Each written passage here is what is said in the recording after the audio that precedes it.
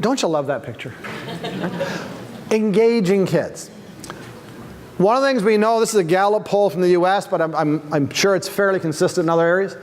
The longer kids stay in school, the less engaged they are and the less they want to be there. That between grade 3, where they found in the US 76% of students were actively engaged in learning and wanted to be in school, by grade 10 we were down to 44%. The longer kids are in school. How do we shift that? We're offering a view on educational engagement that looks like this. That if we want to look at how engaged kids are in school, we're going to suggest, and I'm going to jump by this study just for lack of time. This is a study, by the way, by David Chernoff, who worked with Csikszentmihalyi, who wrote the book Flow, and it looked at how engaged kids were and found they were more engaged in arts and tech than they were other classes, more engaged in science than math, more engaged in math than history or social science. And as you work through that, you see it depends on whether they were actively engaged or passive, whether it was relevant, they could see relevance to them or not, and did it require concentration? Did they have to think deeply about it? Okay. But we're offering this taxonomy of engagement. Below my taxonomy, below that would be Ferris Bueller's Day Off. Right? Like down there is, if I'm sleeping in class, you can't have an impact. If I don't come to class, you're not having impact. If I won't take your class, you don't have an impact. But we would argue once we are into what, by the way, engage, from the French, to commit to, once we're in this taxonomy, we would argue there are low or high levels. Being merely compliant, we would argue, is a low level of engagement. I need to keep my marks up. I want to keep my parents happy. I want to stay on the teacher's good side. I find the work boring and meaningless, but I'm willing to do it.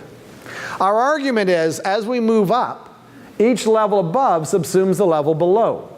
So for example, if I can teach a lesson in a way that's interesting, it's more likely students will be willing to complete my task. Does that make sense? If I teach it in an interesting way, I have a better chance that kids will do the task. If you see value in the task, you are more likely to find it interesting, and they're more likely willing to do.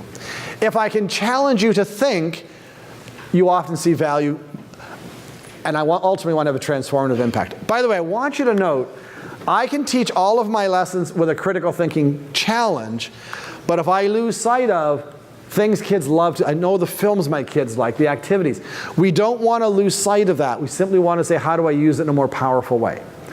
Teachers know kids love it when we do this. They like watching this film. My challenge to teachers, so how do you tweak that field trip to push the thinking a little deeper? How do you use that film in a more thought-provoking way? How do you make those activities that are already interesting to kids, engage them in thinking? So we want to focus on those top two. This is just looking at what does that look like in a science fair, from willing to complete the task to being transformed by engaging with the task. Or writing a history essay from I did it because it was required to the way we did this had a huge impact on me.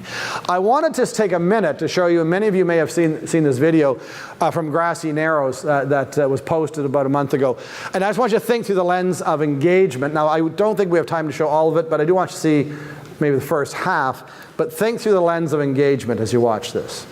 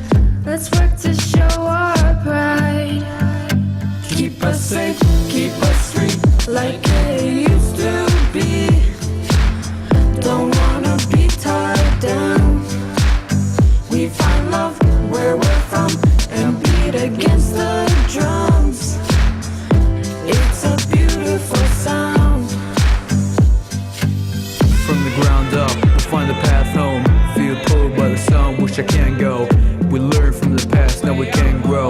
We're promised a chance to plant show. Go big. I wanna see change, so my soul lives it. They cut down the trees while we blow kisses, defend their home while they dismiss us.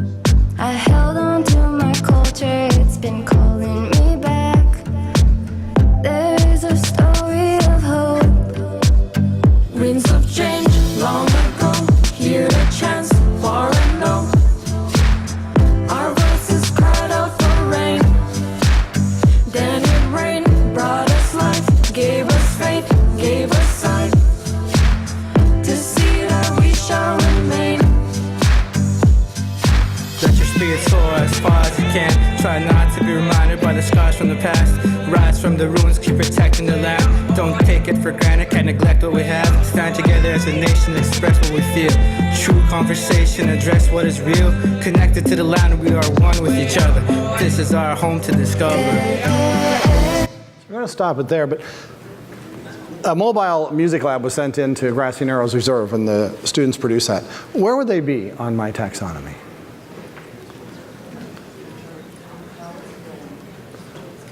Yeah, I would guess they're transformed. And think of the cross-curricular opportunities, the history that was in that video, the environmental issues, the music, the language. It's so much tied up in that. I just watched that video and I thought, that's powerful, right? And those kids involved in that are learning at a level that's up here. So when you get a chance, it's really worth watching the entire video.